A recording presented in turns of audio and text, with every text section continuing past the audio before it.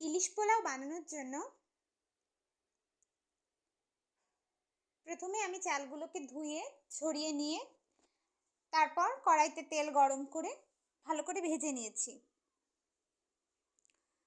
তারপর আমি 1.5 কাপ চালের জন্য 3 কাপ জল দিয়ে রাইস কুকারে তুলে দিয়েছিলাম।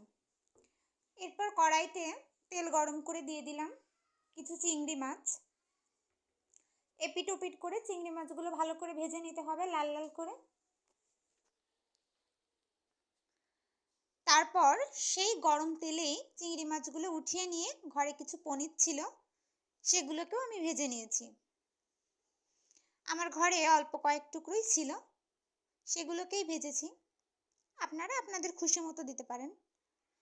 এরপর আমি কিছু আলুও দিয়েছি আর মশলায় দিয়েছিলাম বাদাম বাটা, জিরে, ধনে গুঁড়ো, পেঁয়াজ রসুন। এই যে আমার ভাতগুলোও হয়ে গেছে।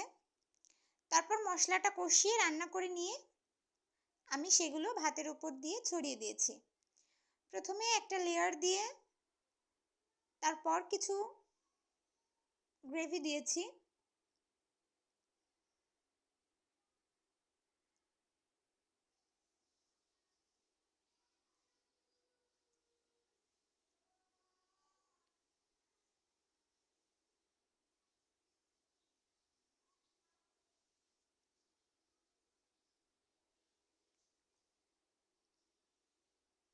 ভালো করে চারদিকে ছড়িয়ে দিয়েছি ভাতের উপর।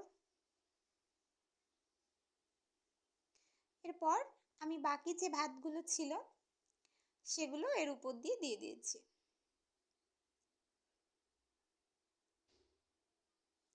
খুব সহজ ঘরোয়া